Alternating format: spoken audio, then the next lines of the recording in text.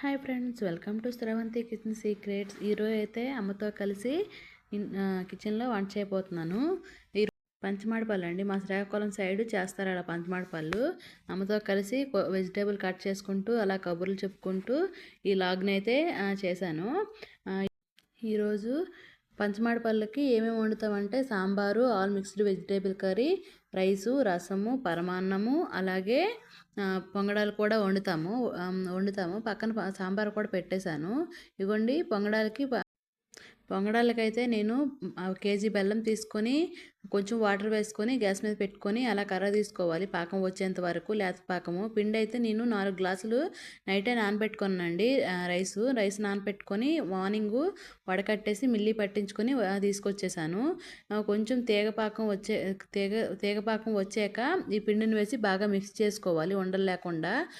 అలాగే కొంచెం పక్కన వాటర్ పెట్టుకొని ఈ పిండిని దోశ బ్యాటర్ వచ్చిన అంతవరకు దోశ బ్యాటర్ కంటెస్టెంట్లో కలుపుకోవాలి. ఇలా బాగా మిక్స్ చేసుకున్నాక ఇదిగోండి పిండి అనేది ఈ బ్యాటర్ ఇలా రావాలి. ఇలా వచ్చాక గ్యాస్ మీద ప్యాన్లో నూనె వేసి హీట్ చేసుకోవాలి. హీట్ చేసుకుని బాగా హీట్ అవ్వాలి. హీట్ అయ్యాక ఈ బ్యాటర్ అనేది ఒక గ్లాస్లో వేసుకొని కొంచెంగా వేసుకోవాలండి. ఇలా వేసుకోవాలి. వేసుకుంటే పొంగడము భలే వస్తుంది. నేనైతే ఫస్ట్ పొంగడం పెద్దది వేసాను. అలా తర్వాత చిన్నవి పొంగడాలు అయితే వేసేసానండి. ఇగోండి ఇలా బాగా పైకి కొంచెం వేగాక దీన్ని రిటర్న్ చేసుకోవాలి. రిటర్న్ చేసుకున్నాక వైపులా కాలేక తీసుకుంటే పొంగడాలు రెడీ అండి. ఇలా నేను కొన్ని వేసేసాము. అలాగే ఈ పొంగడాలు అయిపోయాక సాంబారు, అలాగే మిక్స్డ్ వెజిటేబుల్ కర్రీ, పరమాన్నము, రైస్ అన్నీ వండేసామండి.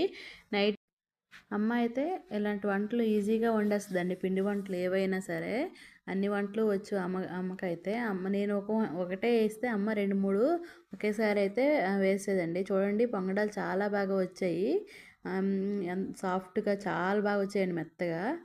ఇవన్నీ అయిపోయి నైట్ అయితే పూజ చేసుకున్నామండి. ఏం దేవుడి పటం పెట్టము. మసూస్కారు వచ్చేటప్పుడు చనిపోయిన వాళ్ళకి ఇలా చేస్తారంట. అందరూ వచ్చారు, ఆడపడిచి అత్తయ్య, అమ్మ అందరూ వచ్చి భోంచేసి చక్కగా కబుర్లు చెప్పుకున్నాము. ఈ వీడియో నచ్చితే ప్లీజ్ లైక్ చేయండి.